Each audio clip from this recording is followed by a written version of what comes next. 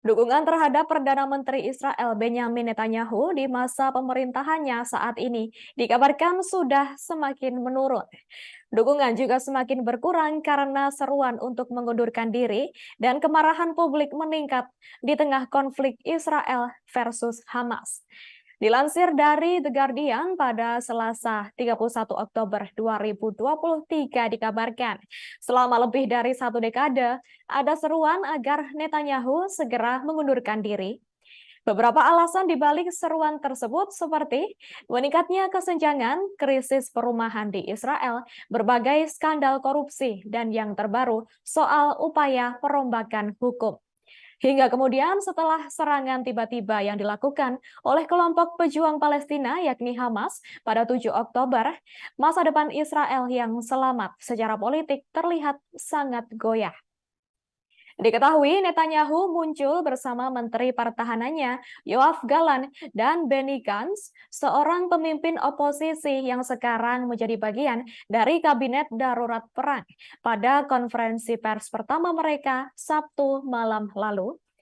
Netanyahu kemudian membuat unggahan di media sosial X, tepatnya setelah jam 1 dini hari, untuk memposting pesan marah yang menyalahkan pasukan pertahanan Israel atau IDF atas kegagalan keamanan dan intelijen dalam serangan Hamas pada 7 Oktober. Hingga kemudian klaim tersebut rupanya tidak sepenuhnya benar. Upaya Netanyahu untuk menjatuhkan jenderalnya itu juga mendapat reaksi keras dari masyarakat. Lebih lanjut dikabarkan, keesokan harinya Netanyahu menghapus unggahan berisi tudingan tersebut. Ia lalu menyampaikan permohonan maaf karena unggahan sebelumnya. Dikabarkan tidak ada yang lupa bahwa postingan tersebut adalah satu-satunya permintaan maaf Netanyahu dalam 3 minggu sejak Israel mengalami krisis paling serius dalam 50 tahun terakhir. Neom Tibon, pensiunan jenderal berusia 62 tahun, yang mengangkat senjata untuk menyelamatkan keluarga putranya dari kibuts pada 7 Oktober lalu, menuntut Netanyahu mengundurkan diri. Ia juga mengatakan kepada Channel 12 Israel bahwa rakyat perlu mendapatkan rasa aman. Sementara itu, harian berhaluan kiri Haaretz dalam sebuah artikel pedas yang diterbitkan pada hari Senin lalu mengatakan bahwa Netanyahu mungkin akhirnya berada di ujung tali politiknya.